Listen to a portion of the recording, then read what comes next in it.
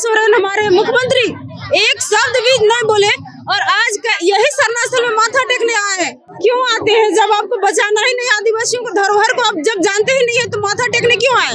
अभी 4 महीने भी नहीं बीते, झारखंड के आदिवासियों ने विधानसभा चुनाव में हेमंत सोरेन को भरकर समर्थन दिया था, लेकिन आज हेमंत और कल्पना सोरेन के खिलाफ हाय हाय के नारे लगा रहे हैं। झारखंड विधानसभा के चुनाव में बीजेपी ने हर संभव कोशिश कर ली, लेकिन राज्य के आदिवासियों को अपना नहीं बना पाई, बल्कि आदिवासियों ने जमकर हेमंत सोरेन और कल्पना सोरेन पर अपना विश्वास जताया और 28 में से 27 सीटें उन्हें दे दी। चुनाव जीतने के बाद हेमंत सोरेन ने सदन से सड़क तक कहा कि अब अबुआ सरकार बनी है, लेकिन चुनाव हुए मुश्किल से 4 महीने भी नहीं गुजरे और आज वही आदिवासी समुदाय सड़क पर निकलकर हेमंत और कल्पना सोरेन का विरोध कर रहे हैं।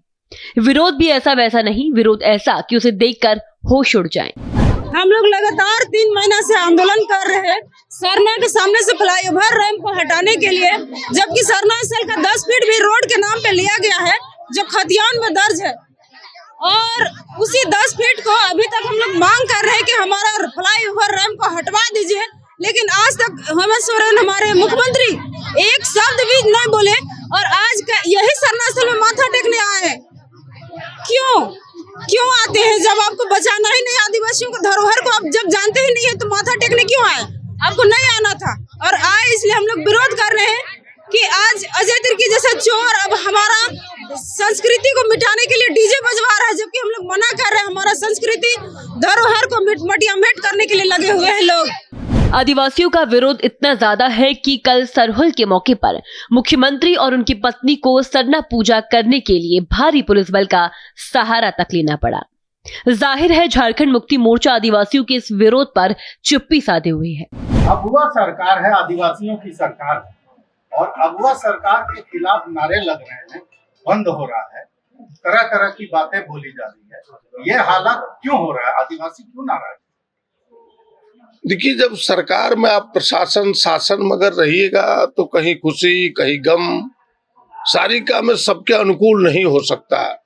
कुछ चीजें बेहतर बनाने के लिए दवा भी कभी कभार कड़वी होती है, ये भी आपको सामने आता है। तो सरकार सबके बारे में विचार करती है। हमें नहीं लगता कि कोई ऐसी चीजें सामने आई है जो जिस विषय की ओर आपने मेरा ध्यान दिलाया है। हमें लगता है कि जल्दी ही कुछ न कुछ उसके समाधान निकलेंगे।